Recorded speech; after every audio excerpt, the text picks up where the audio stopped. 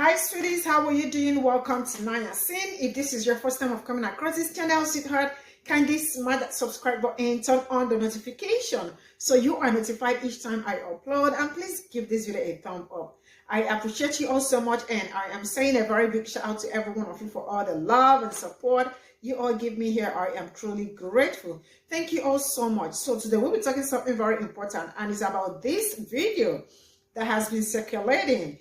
It actually said that, do you know who was not in the bottom of the ocean? And he said black people.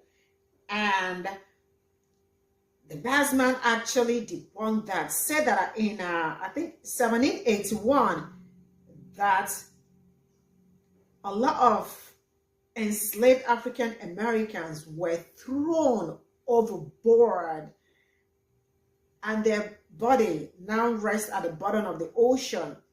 I mean, it was more like a norm throwing the slaves, African Americans, overboard. Why they do that most time is in order to prevent the ship from sinking, or I think at a point it was like illegal to like bring people over, but they were still doing it because it was profitable, right? Why they were doing it, and maybe at the process and they are about to be caught or something, guess what they are gonna do? They will set the harbor on fire. The harbor, they have black people inside there. The African American, like the black people inside the harbor. They will rather set it on fire, I mean human beings on fire, rather than giving it up.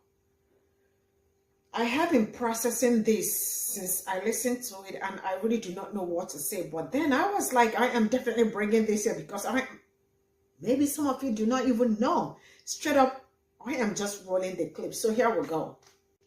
You know who's not at the bottom of the ocean? Black people. Hell, you can get mad at me for saying. Look at you. Just loud, proud, and wrong. I summon the power of receipts! In 1781, 132 enslaved Africans were thrown overboard. Their bodies now rest at the bottom of the ocean.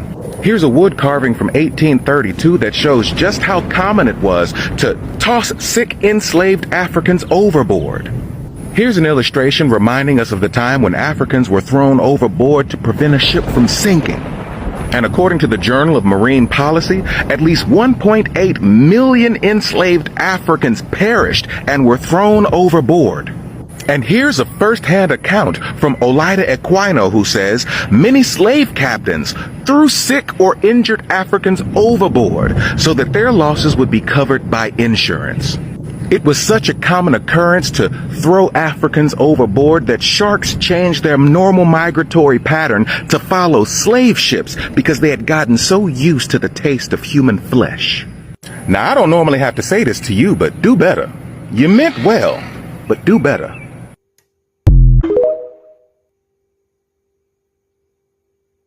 You know who's not at the bottom of the ocean? Black people. Let me just say that Lover at the Basement does a fantastic job of responding to videos like these. You should definitely click on the linked video and go back and watch what he says. But I do want to add that while the transatlantic slave trade was ended in 1808, the illicit slave trade, because if you make something illegal, it becomes a lot more profitable, continued at least as far as we know up to 1860.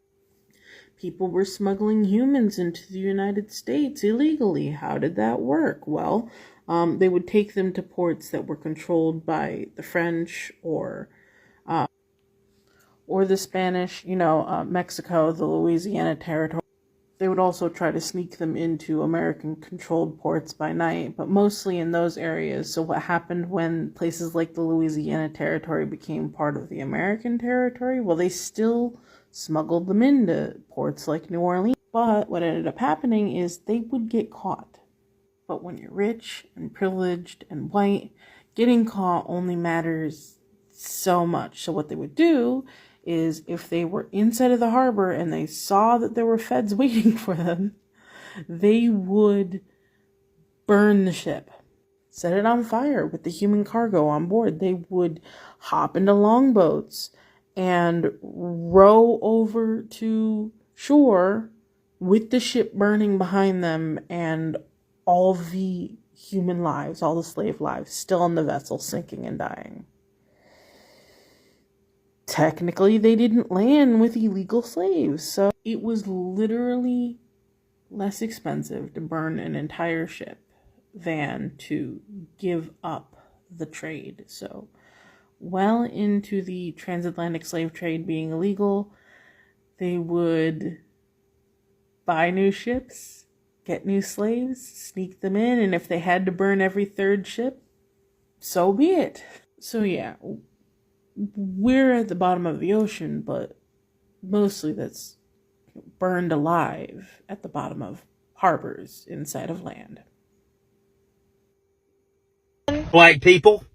Hell, you can get mad at me for saying. Look at you. Just Oh, definitely go back and watch that. Watch the whole thing. Listen.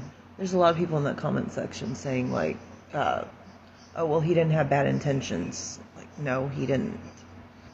He was trying to build up black people. Okay, yeah, he was. However, he was still wrong.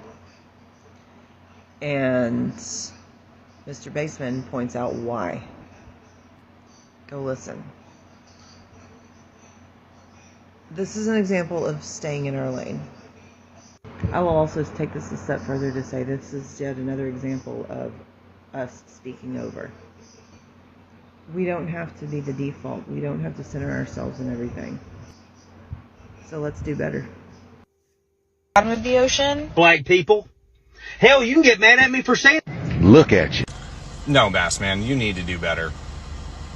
You're so upset over the disinformation about U.S. history, which is totally understandable. There's a lot of disinformation about U.S. history, especially concerning African Americans and how they arrived here, how they were treated once they got here, how they've been treated since then and to this day.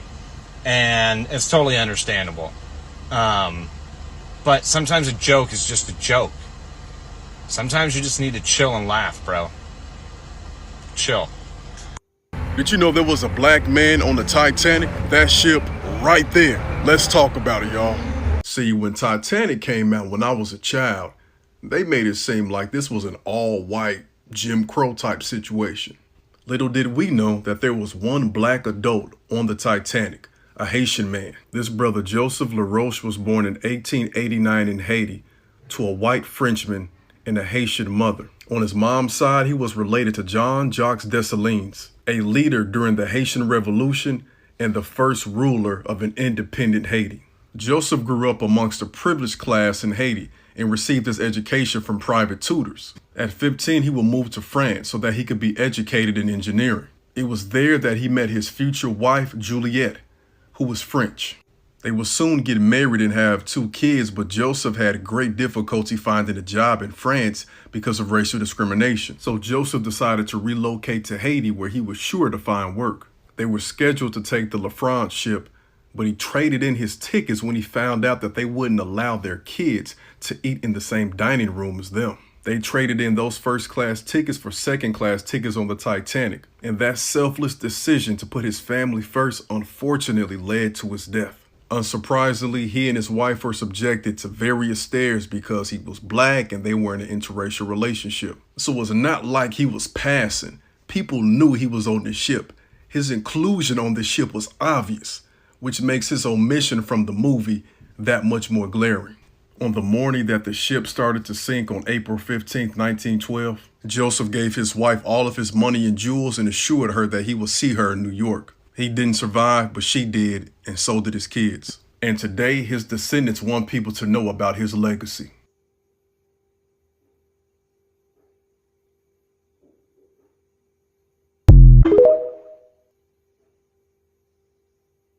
Did you know there was a black man on the Titanic? Yep. And the crazy part about his story is that they were going from France, and whenever he died during the sinking, his wife and 2 kids went back to France.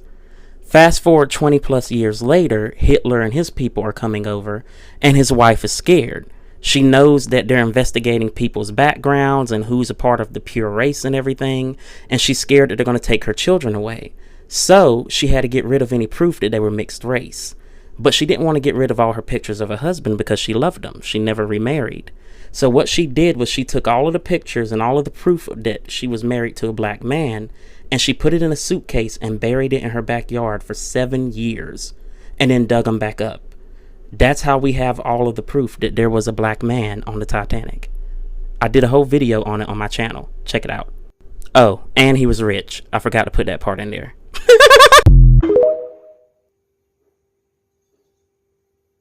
There were no people of color on the Titanic. Non-whites weren't even allowed on the Titanic. It's one of the biggest pieces of blatantly false misinformation that circulates around about the Titanic. How about you tell that to Joseph LaRoche, a black Haitian man that was on the Titanic with his wife and 2 daughters, which his daughters actually ended up surviving. That's why people say no black woman died on the Titanic. Or all the Chinese people that were on the Titanic, who even after surviving had to face the consequences of the Chinese Exclusion Act in America. Or the Japanese man on the Titanic, who ended up surviving but then was publicly shamed in his country for not going down with the ship. There was also an Egyptian boy on the Titanic, as well as a lot of other Middle Eastern passengers like Syrians and Armenians, which you can even see depicted in James Cameron's Titanic movie. There was also a Mexican passenger as well, which Latino isn't a race, so I'm not sure if he counts as a person of color, but still. This is why we need to talk about the people of color that were on the Titanic. Because fast-spreading misinformation like this is actively erasing their stories and experiences. It also goes to show how in tragedies like this, the experiences of people of color are often erased, such as the 500 missing refugees in the Mediterranean Sea. I see very few holding Greece accountable for their treatment of refugees. And don't get me wrong, the Titanic's submersible was a tragedy, but there is a long-standing double standard in place. Really, I am not gonna lie to you. You see, Leatherman, the bass man, he does great, you know. At first, when I saw that video of the man saying, "Do you know the people that were not down the ocean?" I was like, yo, probably he's like, you know, excuse me. He is like actually rooting for black people, not knowing that there is so much more to history than this. Like, if this man did not make this mistake, I probably wouldn't have known that. I mean, they have been pushing black people, African American, down the ocean for like years and all that. And the other ladies said it like they would rather burn the ship with the people inside it rather than giving it up. So I don't know why I was watching that. Like, I found out how from the onset they feel that black people are not humans, or they don't feel pains or something. You can imagine burning ship at the harbor because you don't want them to see the people, like the slaves in the ship, rather than giving it up. It shows how dirty, how inhumane their mindset or they have always been from the onset. Because like, I cannot even stand that. Like, I am still trying to process all that in my head, man. But then it is what it is. History revealed it, right? And man, that man is just genius, because I don't know how I would have known this if not for his video.